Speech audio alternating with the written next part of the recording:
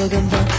எல்லாம் ஒரு சுகந்தான் அடி காதல் தனி சுகந்தான் பழைய சோறு பச்சை மிளகா